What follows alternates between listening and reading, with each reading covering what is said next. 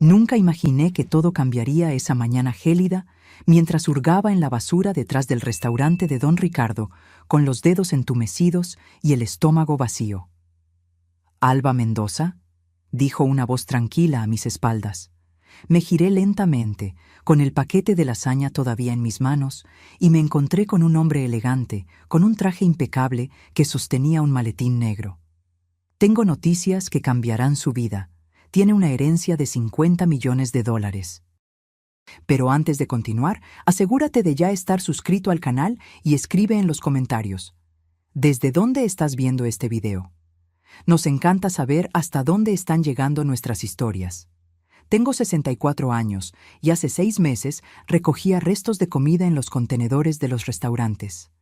No fue así como imaginé mi vida cuando me casé con Ricardo hace 30 años. Él era ingeniero, teníamos una vida cómoda. Nuestra hija Marcela creció con todo lo que necesitaba. Cuando Ricardo murió de un ataque al corazón hace un año, descubrí que estábamos hundidos en deudas. Había hipotecado nuestra casa, perdido dinero en inversiones arriesgadas y me lo había ocultado todo. En pocos meses, lo perdí todo. Mi hija Marcela, ahora casada con un ejecutivo bancario, se negó a ayudarme. «Tú y papá siempre fueron irresponsables con el dinero», dijo la última vez que hablamos, como si las deudas también fueran culpa mía. «Emilio y yo no vamos a tirar nuestro dinero. Consíguete un empleo».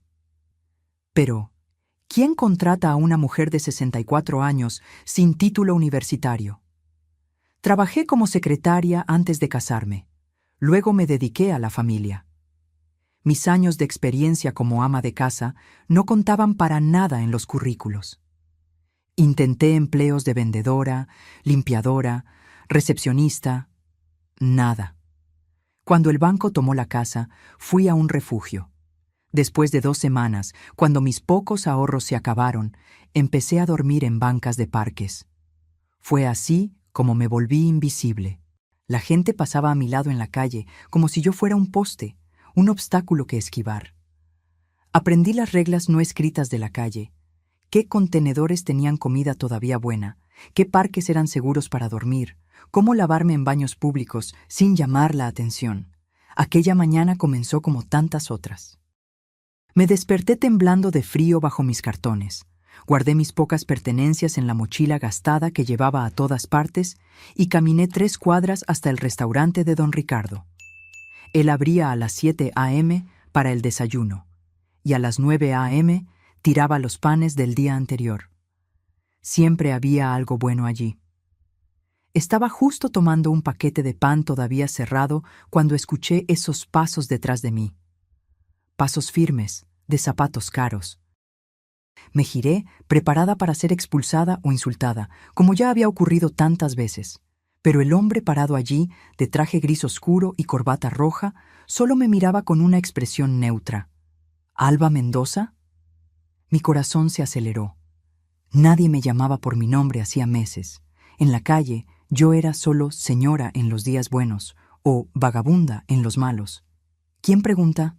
Mi nombre es Javier Solís. Soy abogado del bufete Solís y Asociados. Sacó una tarjeta de su bolsillo y me la entregó. El papel era grueso, lujoso. Llevo semanas buscándola. ¿Cómo me encontró? Contratamos investigadores. Finalmente, un empleado de este restaurante mencionó que una señora venía aquí regularmente por la mañana. Apreté con más fuerza la bolsa de pan contra mi pecho.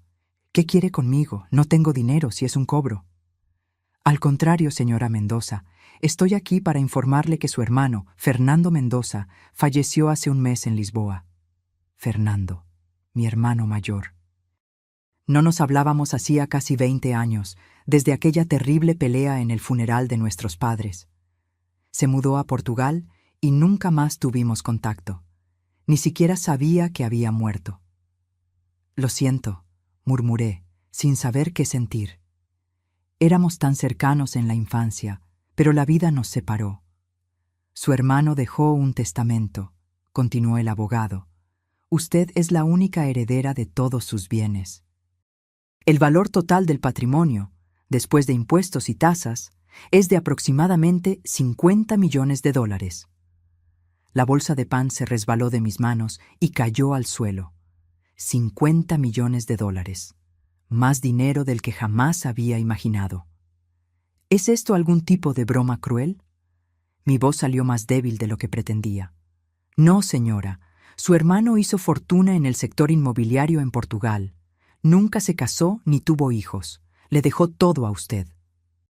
Miré mi ropa sucia, mis manos ásperas por tanto trabajo duro y frío. Miré al abogado impecable frente a mí, que no demostraba ninguna señal de desprecio por estar hablando con una indigente. Hay una condición, continuó. Su hermano dejó una carta que usted debe leer en persona en su casa en Lisboa. Tenemos pasajes reservados para esta tarde, si usted puede acompañarme. En ese momento, pensé en mi hija Marcela, que me negó ayuda cuando más la necesité. Pensé en los meses durmiendo en la calle, en las humillaciones diarias, en el abandono, y algo dentro de mí se endureció. ¿Puedo ir así?, pregunté, señalando mi ropa sucia. Proporcioné una habitación de hotel para que usted pueda prepararse adecuadamente. El vuelo sale a las 7 p.m. Mientras caminábamos hacia el coche que lo esperaba, una idea comenzó a formarse en mi mente. Si realmente había heredado toda aquella fortuna, había algo que necesitaba hacer primero. La vida me había dado una segunda oportunidad, y no desperdiciaría la ocasión de ajustar algunas cuentas. Mientras el coche lujoso se deslizaba por las calles de Ciudad de México, yo observaba el mundo a través de una nueva perspectiva. Ayer era invisible. Hoy, heredera de una fortuna. Las mismas personas que me ignoraban cuando pedía monedas ahora me abrirían puertas. El conductor me miraba por el retrovisor con curiosidad mal disimulada. Yo todavía parecía una mendiga, pero estaba siendo tratada como realeza. El abogado Javier Solís se mantuvo respetuoso todo el tiempo, explicando detalles sobre la herencia mientras yo absorbía todo en silencio. Mi hermano Fernando había construido un imperio inmobiliario en Lisboa. Apartamentos de lujo, hoteles boutique, propiedades comerciales, todos generando millones anualmente. ¿Por qué yo?, pregunté finalmente, cuando nos detuvimos frente a un hotel elegante. Fernando y yo no nos hablábamos hacía décadas. Su hermano mantenía un archivo detallado sobre usted, respondió Javier. Sabía de su matrimonio, del nacimiento de su hija, de la muerte de su esposo. Acompañó su vida a distancia. ¿Sabía que yo estaba en la calle? La pregunta salió como un susurro. Solo lo descubrió en las últimas semanas de vida. Fue entonces cuando alteró el testamento y me instruyó para que la encontrara inmediatamente después de su muerte. En la habitación del hotel me quedé parada delante del espejo del baño por largos minutos. La mujer que me miraba era una extraña. Cabellos grises enredados, rostro envejecido por el sol y las preocupaciones, ojos opacos de quien perdió la esperanza. Me quité la ropa sucia y entré en la ducha, dejando que el agua caliente, un lujo que no sentía hacía meses, lavara la suciedad y con ella parte de mi pasado reciente.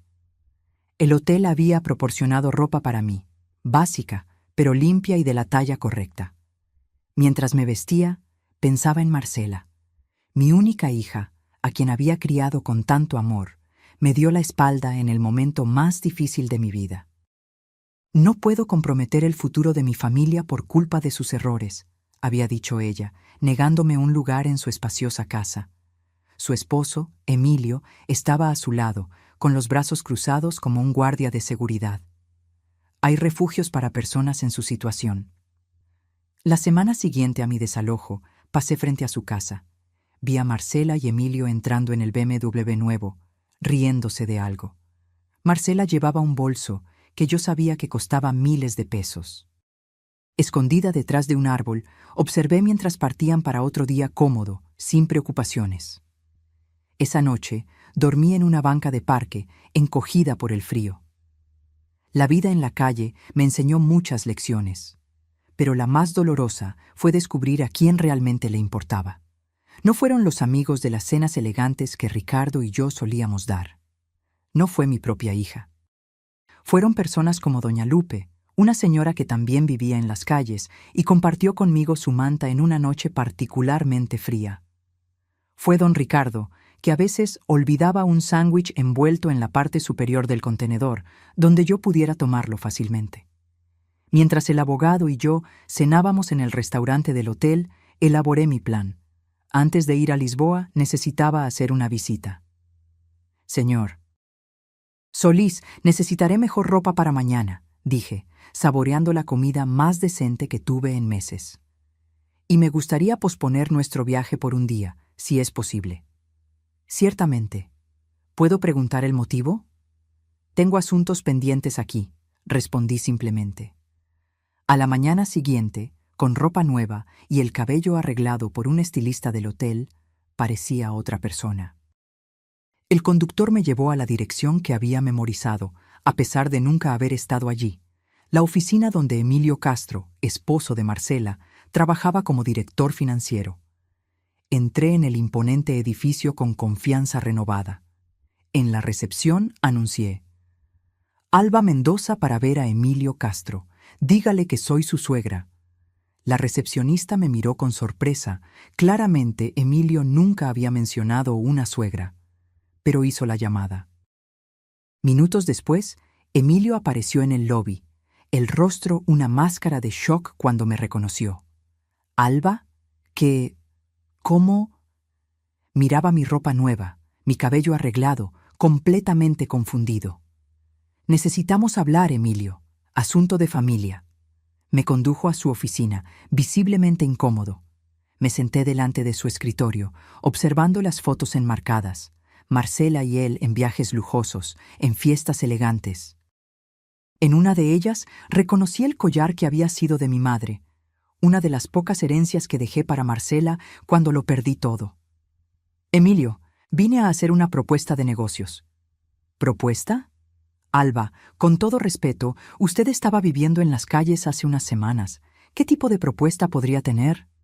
Una que involucra $50 millones, respondí tranquilamente, observando el shock y la incredulidad en su rostro, y el futuro de su carrera. A medida que le expliqué sobre la herencia, vi la expresión de Emilio cambiar de incredulidad a un interés ávido. Cuando terminé, ya era otro hombre, servil, casi adulador. Alba, esto es increíble. Debe estar tan feliz. Sabe, Marcela y yo siempre quisimos ayudar, pero nuestra situación financiera era complicada. Ahórrese los detalles, Emilio. Ustedes me dieron la espalda. Ahora, tengo una propuesta. Voy a hacer una inversión significativa en su banco, lo que sin duda impulsará su carrera. A cambio, solo quiero una cosa. Cualquier cosa, respondió, casi salivando de ambición.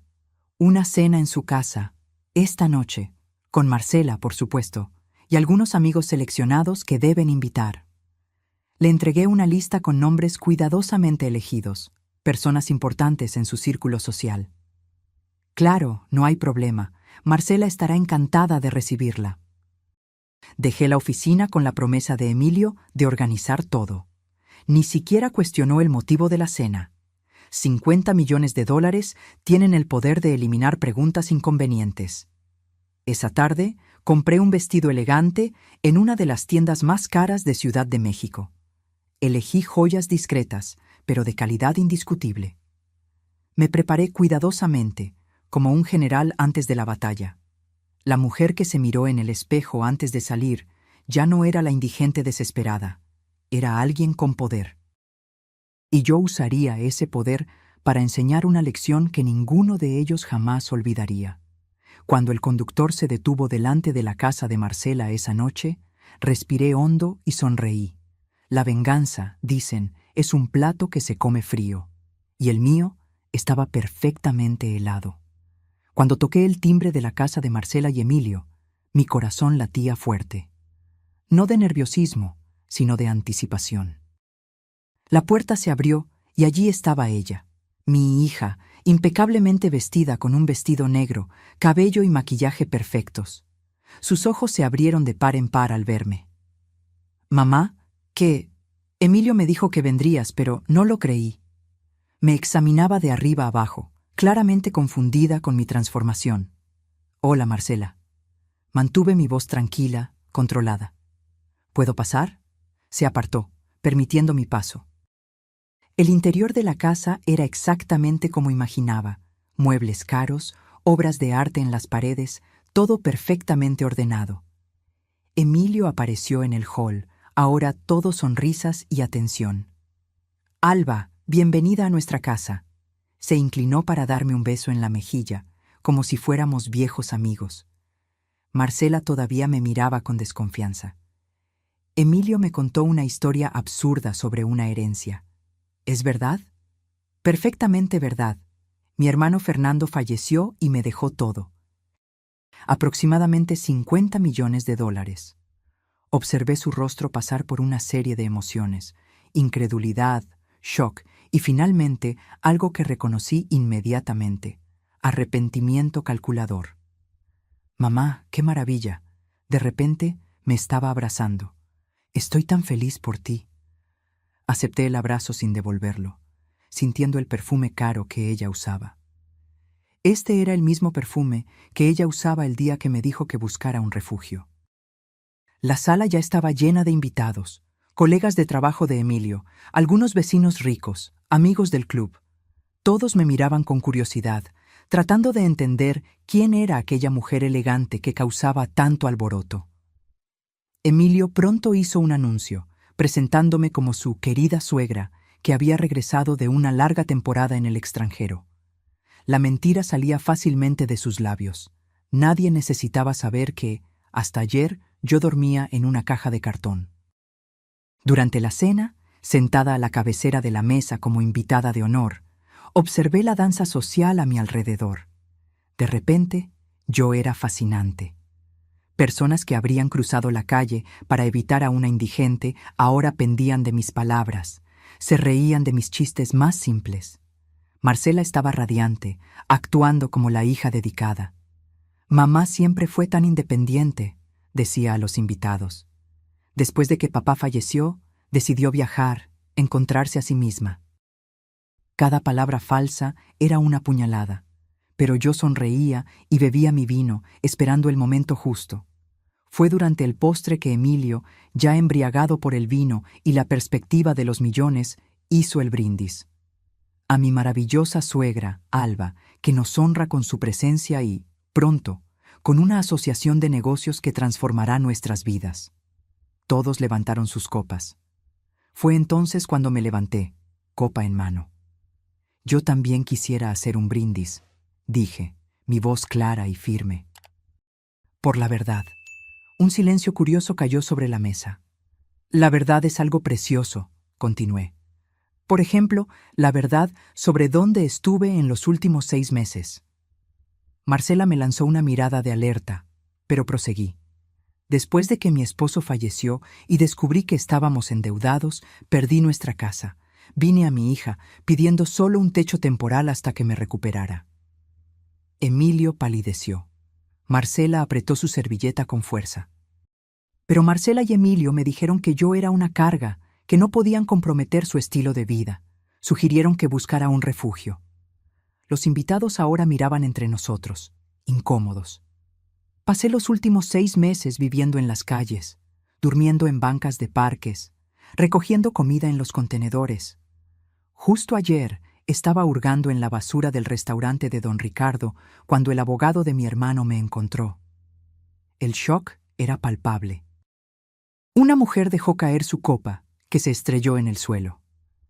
«Mamá, por favor», murmuró Marcela, el rostro rojo de vergüenza. «No es lugar para este tipo de conversación». «¿No lo es?». Pensé que la familia era precisamente para los momentos difíciles. Miré alrededor de la mesa. Mientras yo dormía en el frío, mi hija y mi yerno celebraban ascensos y compraban coches nuevos. Mientras yo imploraba por monedas para comer, ellos planeaban vacaciones en Europa. Emilio se levantó, tratando de controlar la situación. «Alba está pasando por un momento emocional difícil, la herencia repentina». «Cállese, Emilio», dije firmemente. «Usted solo comenzó a tratarme como a una persona cuando supo del dinero. Hasta ayer yo era invisible para ustedes dos». Saqué del bolsillo algunas fotos que había impreso esa tarde. Yo misma, harapienta, durmiendo en una banca de parque. Yo, hurgando en contenedores. Las puse sobre la mesa. Esta soy yo, hace 3 días.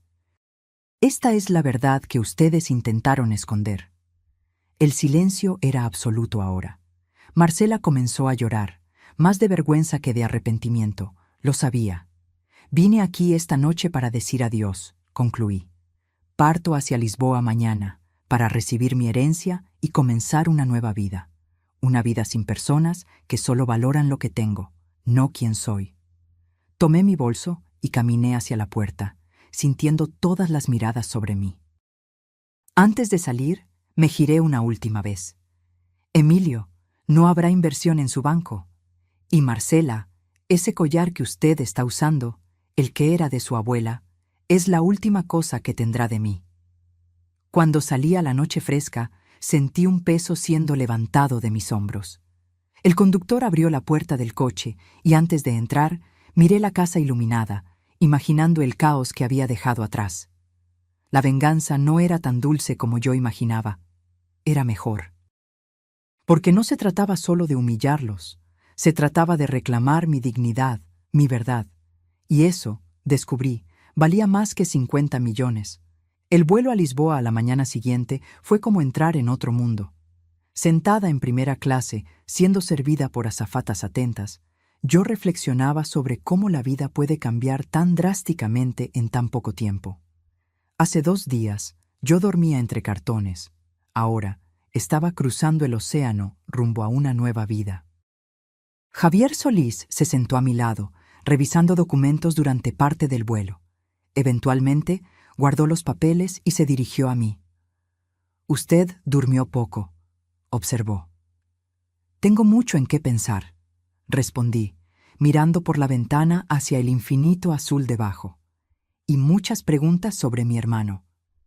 Su hermano era un hombre reservado, pero extremadamente inteligente en los negocios, dijo Javier. Comenzó con una pequeña inversión en un edificio abandonado en Lisboa, lo reformó y lo transformó en apartamentos de lujo. Luego, fue comprando más propiedades, siempre con visión a largo plazo. ¿Por qué nunca se puso en contacto? Javier dudó. Creo que eso quedará claro cuando usted lea la carta que él dejó. Él tenía sus motivos. La antigua pelea que nos separó parecía tan distante ahora, casi insignificante. Éramos jóvenes y tercos, ambos convencidos de que teníamos razón sobre la división de la modesta herencia de nuestros padres. Yo elegí los pocos objetos de valor sentimental, el collar de mi madre, la colección de libros de mi padre. Fernando se quedó con el dinero, que no era mucho.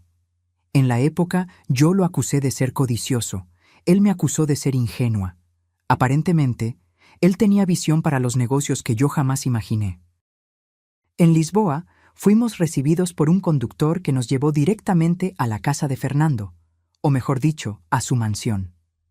Ubicada en una colina con vista a la ciudad, la propiedad era impresionante. Arquitectura moderna mezclada con elementos tradicionales portugueses, jardines meticulosamente cuidados, una piscina infinita que parecía fundirse con el horizonte. ¿Su hermano vivía aquí solo?, pregunté, impresionada con el tamaño del lugar. Con algunos empleados, respondió Javier. La ama de llaves, la señora Oliveira, se ocupaba de todo. Ella todavía está aquí, por cierto, manteniendo la casa en orden hasta que usted decida qué hacer.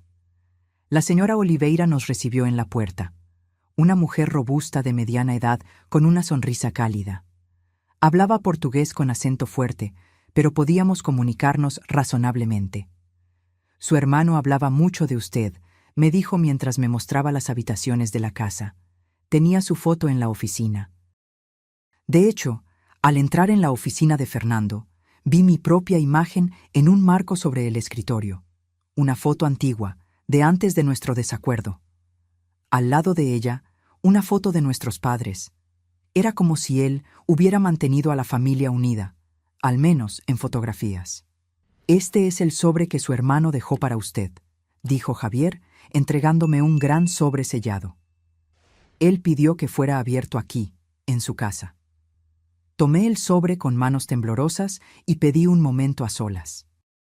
Cuando todos salieron, me senté en la silla que un día perteneció a mi hermano y abrí el sello. Dentro había varios documentos: el testamento oficial, certificados de propiedad, extractos bancarios y una carta manuscrita. La desdoblé y reconocí inmediatamente la caligrafía de Fernando. Querida Alba, si estás leyendo esto, significa que ya no estoy aquí y Javier ha logrado encontrarte. Espero que no haya sido difícil. Mi mayor temor era que hubieras desaparecido por completo. Primero, pido perdón por el silencio de tantos años. Nuestro desacuerdo fue tonto, como la mayoría de las peleas de hermanos. Demasiado orgullo de ambas partes, supongo. Cuando finalmente superé mi terquedad y decidí buscarte, ya te habías casado y comenzado una nueva vida. No quise interferir. Aún así, me mantuve informado. Contrataba discretamente personas para que me trajeran noticias tuyas. ¿Cómo estabas, si eras feliz? Supe del nacimiento de tu hija, Marcela. Quería conocerla, mi sobrina, pero no sabía cómo reaparecer después de tanto tiempo. Cuando supe de la muerte de Ricardo, y peor aún, de la situación en que quedaste, ya estaba muy enfermo. El cáncer avanzaba rápidamente. Intenté actuar lo más rápido posible, alterando mi testamento, instruyendo a Javier para que te encontrara inmediatamente después de mi muerte. Alba, sé que el dinero no compensa los años perdidos, pero espero que pueda darte el confort y la seguridad que mereces. Construí todo esto solo, sin familia, sin hijos. Siempre pensé, ¿para quién dejaré todo esto? La respuesta siempre fuiste tú, mi única hermana. Una última cosa. Hay una caja fuerte detrás del cuadro en la pared a tu izquierda. La combinación es nuestra fecha de nacimiento. Primero la tuya, luego la mía. Dentro de ella hay algo que te pertenece desde hace mucho tiempo. Con amor, siempre, Fernando. Me levanté, las piernas débiles, y me dirigí al cuadro mencionado. Una pintura de Lisboa al atardecer. Lo removí cuidadosamente, revelando una pequeña caja fuerte. Digité la combinación con dedos temblorosos y la puerta se abrió. Dentro había una pequeña caja de madera tallada que reconocí inmediatamente. Era de nuestro padre, donde él guardaba objetos especiales. Cuando la abrí, no pude contener las lágrimas. Allí estaba el collar de nuestra madre, idéntico al que yo había dado a Marcela, que ahora usaba en fiestas como un trofeo. Fernando había comprado otro, exactamente igual, probablemente a un costo inmenso. Junto al collar, una nota corta. Para reemplazar el que le diste a tu hija. Algunas tradiciones de familia deben continuar. Me senté de nuevo, sosteniendo el collar contra mi pecho, sintiendo el peso de la historia de mi familia, del amor que persistió a pesar de la distancia y el silencio. De repente, la venganza de la noche anterior parecía pequeña, casi insignificante. En ese momento entendí que había recibido mucho más que una fortuna.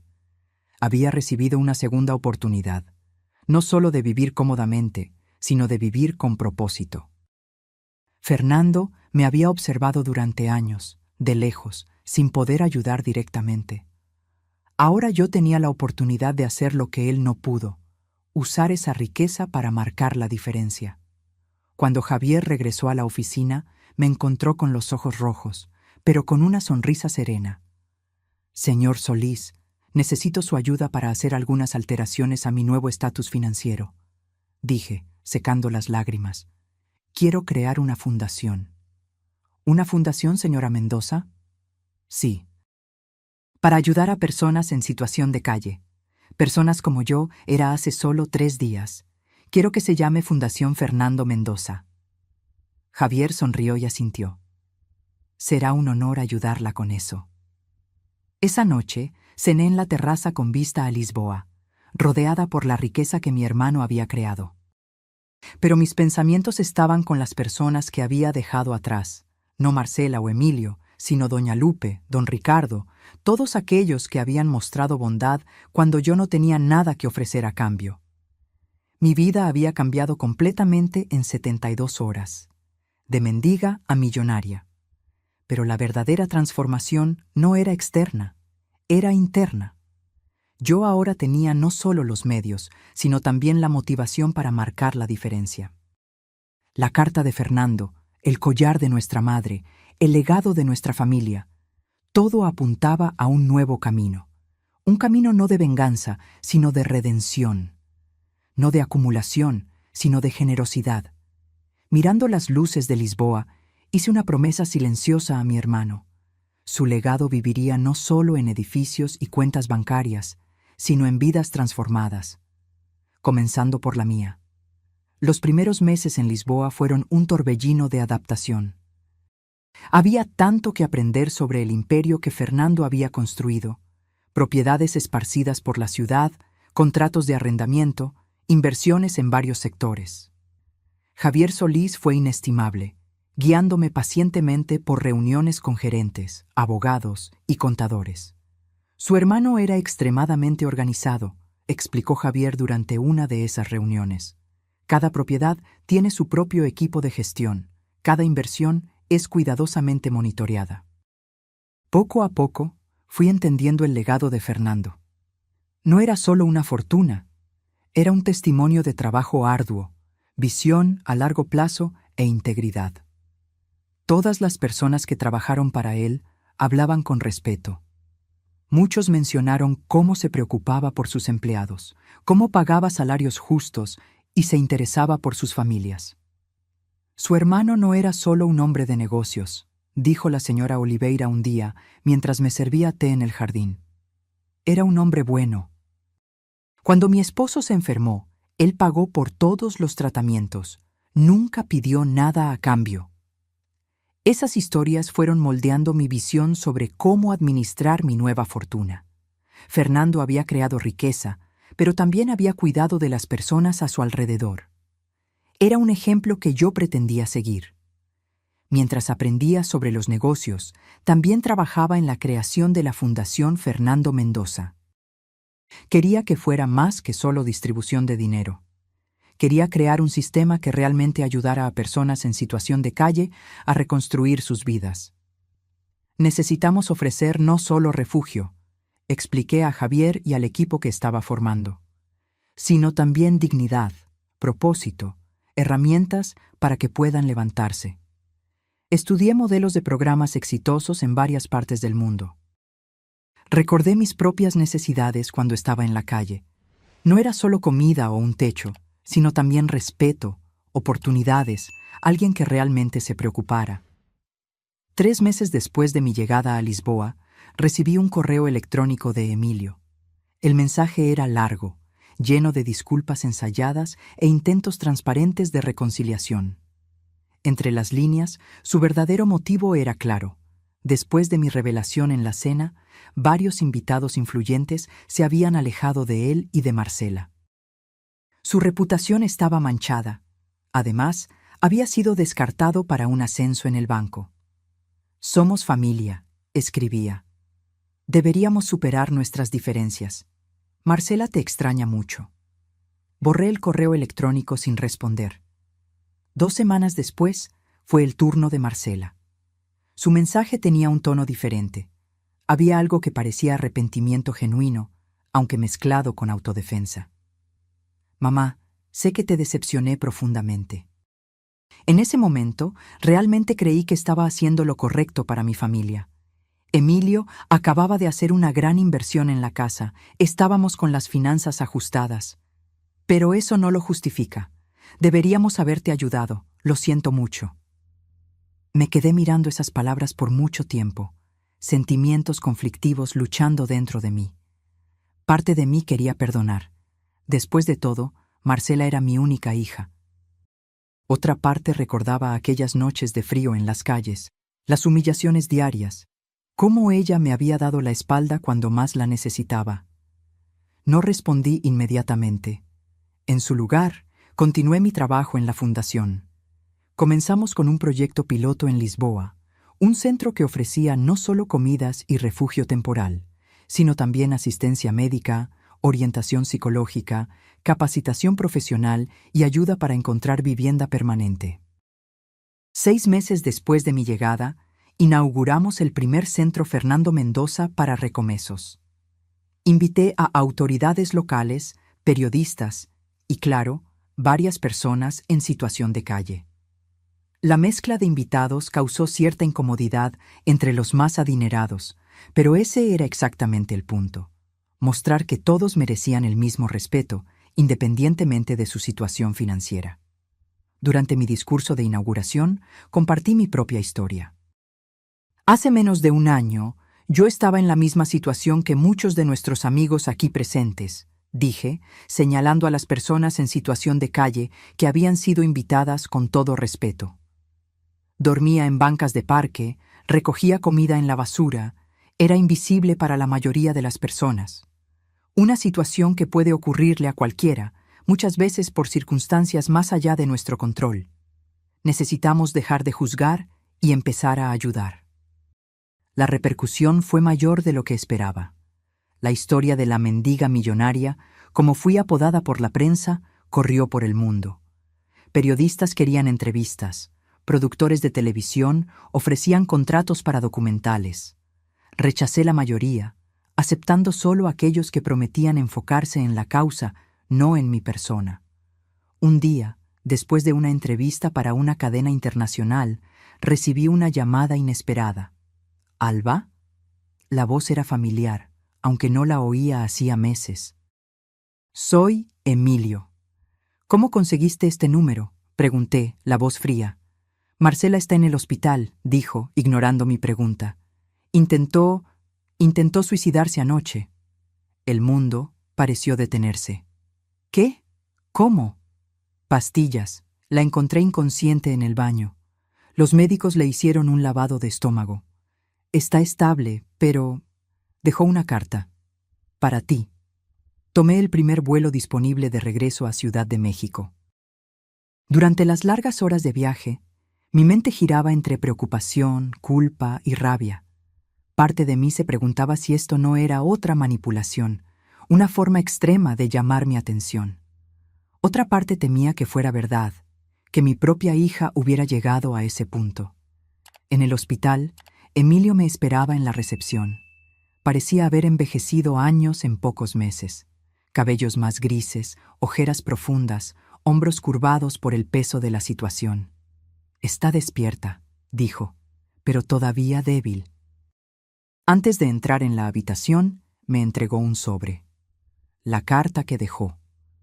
Lo guardé en el bolsillo, decidiendo leerlo más tarde. Necesitaba ver a Marcela primero. Cuando entré en la habitación del hospital, casi no reconocí a mi hija. Siempre tan orgullosa de su apariencia, Marcela ahora parecía disminuida, frágil, el rostro pálido contra las sábanas blancas. «Mamá», murmuró al verme. «¿Viniste?» Me senté al lado de la cama y tomé su mano, sintiendo los huesos delicados bajo la piel. «Claro que vine. Después de aquella cena, después de que te fuiste, todo se derrumbó», dijo, la voz débil. La gente dejó de invitarnos a eventos. Emilio perdió clientes importantes. Yo perdí amigas de años. Marcela, nos merecemos esto, lo sé. Lo que te hicimos fue imperdonable. Pero luego te vi en la televisión, hablando sobre aquella fundación, ayudando a personas que ni conoces, mientras a nosotros nos diste la espalda. «¿Cómo podría confiar en ti de nuevo?», pregunté, la voz suave pero firme. «Me abandonaste cuando más te necesité». «Lo sé», susurró, lágrimas rodando por su rostro. Me convertí en el tipo de persona que siempre desprecié, superficial, egoísta, preocupada solo por las apariencias. Miré a mi hija, mi única hija, y vi no solo a la mujer fría que me negó ayuda, sino también a la niña que un día había acunado en mis brazos, a la adolescente que se reía de mis chistes, a la joven que lloró en mi hombro cuando le rompieron el corazón por primera vez. «Cuando salgas de aquí», dije finalmente, «necesitamos hablar. De verdad, sobre todo». Ella asintió, un pequeño rayo de esperanza cruzando su mirada exhausta. Esa noche, en el hotel, leí finalmente la carta que había dejado. Era diferente de los correos electrónicos calculadores que había recibido antes. Era cruda, honesta, llena de arrepentimiento genuino y autorreflexión dolorosa. Marcela escribía sobre cómo se había mirado en el espejo y no había reconocido a la persona en que se había convertido, sobre cómo la humillación pública había sido solo el comienzo de un período de reflexión forzada, sobre cómo, en realidad, siempre había sabido que estaba equivocada, pero su orgullo y materialismo habían sofocado cualquier compasión. «No espero tu perdón», concluía. «Solo quiero que sepas que entendí finalmente lo que intentaste enseñarme durante toda la vida, que el carácter de una persona vale más que todas las posesiones del mundo». Doblé la carta cuidadosamente y miré por la ventana del hotel, a la ciudad que un día había sido mi hogar. Recordé las palabras en la carta de Fernando. Algunas tradiciones de familia deben continuar. Pensé en cómo él, incluso herido, nunca me había abandonado por completo, solo observado de lejos, esperando el momento justo para ayudar. Tal vez fuera mi turno de hacer lo mismo. Al día siguiente, cuando volví al hospital, llevé conmigo una pequeña caja. «¿Qué es esto?», preguntó Marcela sentada en la cama, con mejor aspecto. «Algo que me fue devuelto», respondí, abriendo la caja para revelar el collar de mi madre. No el que había dado a Marcela, sino el que Fernando había comprado como sustituto. «Es tuyo ahora». Ella miró la joya, confusa. «Pero ya tengo uno, el que me diste». «Este es diferente. Este viene con una condición». «¿Cuál?». «Que lo uses no como símbolo de estatus, sino como recordatorio del valor de la familia, de la compasión, de la segunda oportunidad que todos merecemos». Las lágrimas volvieron a sus ojos, pero esta vez eran diferentes, no de desesperación, sino de comprensión. En los días que siguieron, conversamos largamente sobre el pasado, sobre las heridas que nos habíamos infligido una a la otra, sobre la posibilidad de reconstruir algo que se había roto tan profundamente. No fue fácil, no fue rápido. Hubo momentos en que el resentimiento volvía, en que el dolor del abandono parecía demasiado fresco para ser superado. Pero poco a poco, día tras día, comenzamos a encontrar un nuevo camino. Un mes después, cuando Marcela estaba completamente recuperada físicamente, hice una propuesta que nos sorprendió a ambas. «Ven a trabajar conmigo en la fundación», dije durante un almuerzo. «No en Lisboa, sino aquí. Quiero abrir una filial en Ciudad de México». Yo, trabajar con personas en situación de calle, parecía genuinamente sorprendida. ¿Quién mejor para entender la importancia de una segunda oportunidad que alguien que acaba de recibir una? Ella lo consideró por un momento. Luego asintió lentamente. «Creo que te lo debo. A mí misma, en realidad». No se trata de deuda, Marcela. Se trata de propósito, sobre usar nuestras experiencias, buenas y malas, para marcar la diferencia. Mientras caminábamos por el parque después del almuerzo, pensé en cómo la vida da vueltas inesperadas. En menos de un año, yo había pasado de habitante de la calle a millonaria, de madre abandonada a mentora de mi propia hija. Fernando me había dado más que dinero. Me había dado la oportunidad de transformar no solo mi vida, sino la de muchos otros.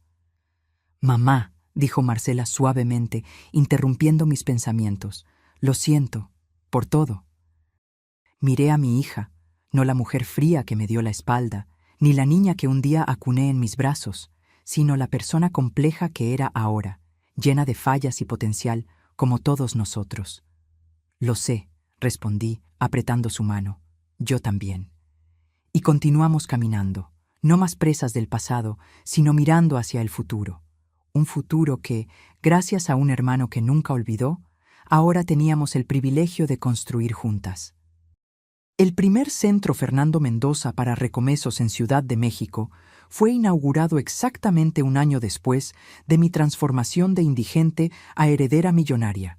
Elegí la ubicación estratégicamente, Un edificio abandonado a pocas cuadras de donde yo solía dormir, cerca del restaurante de don Ricardo. La ceremonia de inauguración fue simple, pero significativa. Entre los invitados, políticos locales, empresarios, periodistas y, lo más importante, personas en situación de calle que serían los primeros beneficiados. Este centro no es solo un lugar para comidas o refugio temporal, expliqué durante mi discurso. Es un espacio de dignidad, de posibilidades, de recomesos verdaderos. Ofrecemos asistencia médica, orientación psicológica, capacitación profesional, ayuda para documentación y, principalmente, una comunidad de apoyo. Miré a la audiencia y vi rostros que conocí en mis días en las calles.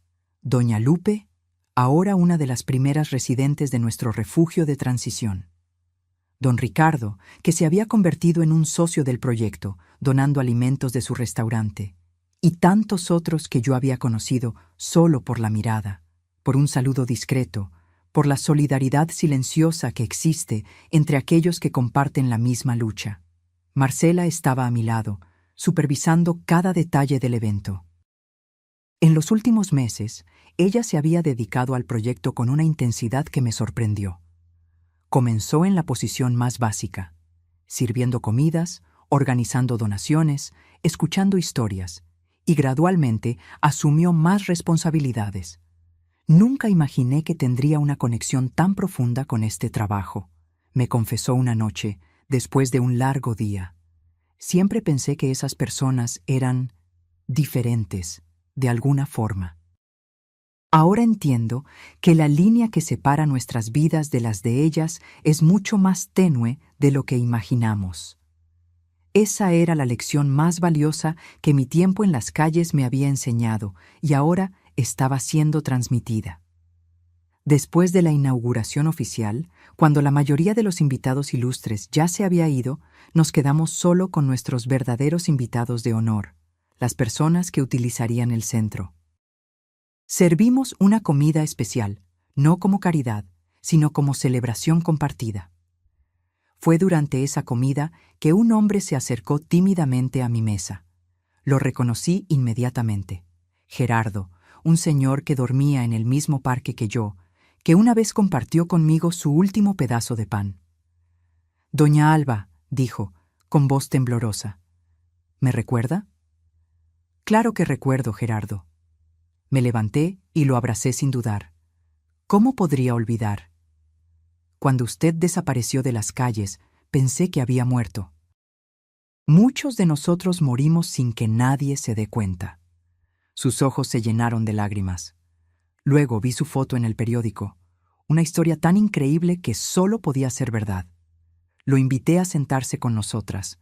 Era un ex profesor universitario que había perdido todo después de una depresión severa, seguida de la muerte de su esposa.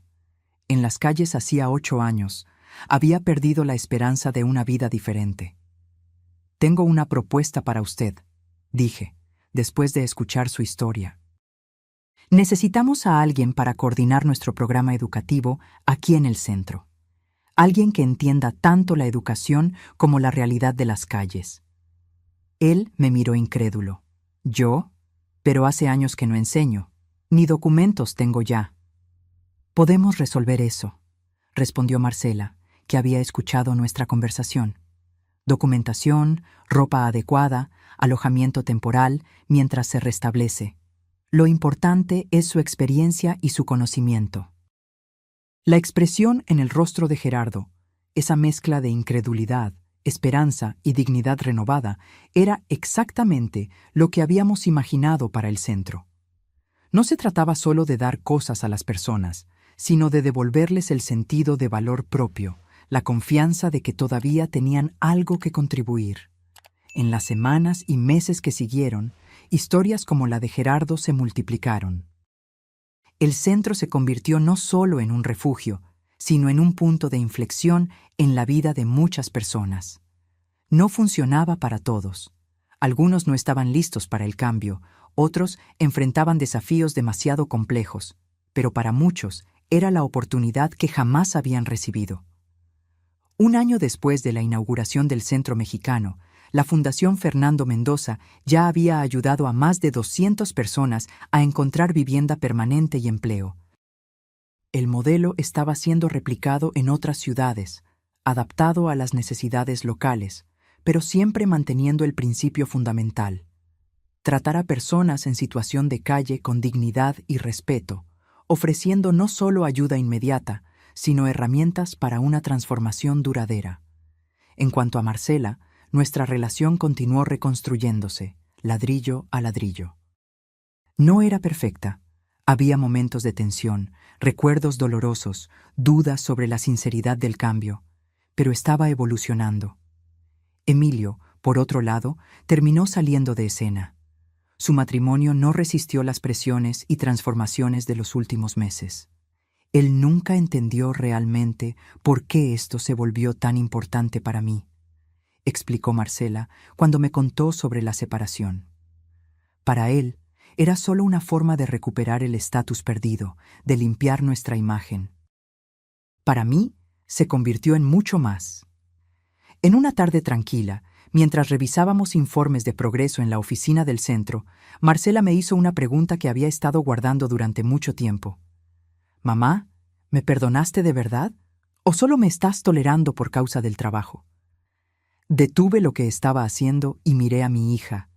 Ya no la chica mimada que un día me había dado la espalda, sino una mujer que estaba genuinamente intentando redimirse, aprender, crecer. «El perdón no es algo que ocurre de una vez», respondí después de un momento. «Es un proceso. Hay días en que recuerdo el frío en las calles, el hambre, la soledad, y sí, siento rabia porque no me ayudaste. Pero también veo en quién te estás convirtiendo ahora, el bien que estás haciendo, y eso importa. ¿Crees que un día podrás olvidar completamente?» No se trata de olvidar, Marcela. Se trata de no dejar que el pasado defina nuestro futuro. De usar incluso las experiencias más dolorosas como herramientas para construir algo mejor. Ella sonrió levemente, comprendiendo. Como lo hizo el tío Fernando contigo. Exactamente. Esa noche, sola en mi nuevo apartamento, cómodo, pero a propósito modesto considerando mi fortuna, miré la foto de mi hermano que mantenía sobre el escritorio, la misma foto que él tenía de mí en su casa en Lisboa. «Tenías razón, Fernando», dije en voz alta, como si él pudiera oírme. La verdadera riqueza no está en las cuentas bancarias o en las propiedades. Está en usar lo que tenemos para marcar la diferencia. Tomé el collar de nuestra madre, el original que mantuve conmigo, y lo sostuve contra la luz. Brillaba suavemente, llevando consigo tantas historias, tantas generaciones de amor, pérdida, redención. En menos de 2 años, mi vida había dado un giro completo, de las calles a una mansión, de la soledad a un propósito, del abandono a un legado. El viaje no había terminado, claro. Había mucho más trabajo por hacer, más vidas que tocar, más lecciones que aprender. Pero cuando pienso en aquella mañana gélida detrás del restaurante de don Ricardo, cuando un abogado elegante apareció como un ángel improbable para anunciar mi herencia, no puedo dejar de maravillarme con los caminos impredecibles de la vida. No fue solo el dinero lo que cambió todo, fue lo que elegí hacer con él. Fue la decisión de transformar una historia de abandono y venganza en una narrativa de compasión y renovación. Y esa, me di cuenta, era la verdadera herencia de mi hermano. No los millones en propiedades e inversiones, sino la oportunidad de marcar la diferencia, de dar continuidad a una cadena de bondad que había comenzado hace mucho tiempo y que, con suerte, continuaría mucho más allá de mi tiempo. Mientras guardaba el collar de vuelta en su caja, sentí una paz que jamás había experimentado. Había pasado del fondo del pozo a la cima del mundo, pero lo más importante, había descubierto que el verdadero valor no estaba en ninguno de esos extremos, sino en el camino entre ellos, en las lecciones aprendidas, en las manos extendidas, en la dignidad restaurada. Y eso ninguna fortuna del mundo podría comprar. Ahora, si te gustó esta historia, haz clic en suscribirse y dime en los comentarios, ¿Qué parte te dejó boquiabierto? Ah, y no olvides hacerte miembro para tener acceso a videos exclusivos que no publico aquí. Te espero allí.